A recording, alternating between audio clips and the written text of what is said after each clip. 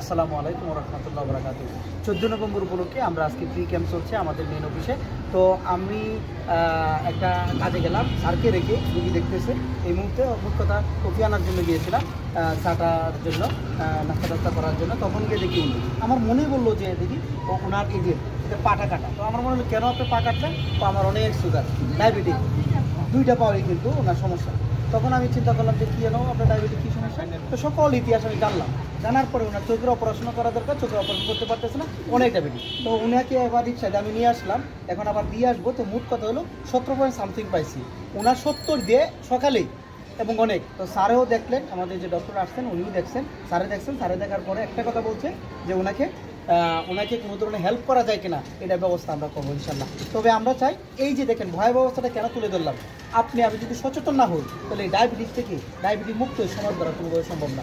যার হয়ে গিয়েছে সেই বুঝবে। দেখুন ও কিন্তু মানুষের কাছে সাহায্য নেই, মানুষের কাছে সাহায্য নিয়ে চলে, কিন্তু আজকে তার যে ভয়াবহ রূপ, এই রূপটা দেখেন কীভাবে সে চলবে। তো আমরা চাই সবাই সচেতন হই ইনশাল্লাহ।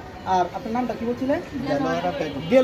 দিলোয়ারার মতো যেন আর কেউ না হয় সেটার জন্য দোয়া করবেন। আর দিলোয়ারের জন্য দোয়া করবেন, ও যেন যতটুকু হয় সুস্থ হয়ে যায়। থ্যাংক ইউ, ভালো থাকেন, আসসালামু আলাইকুম।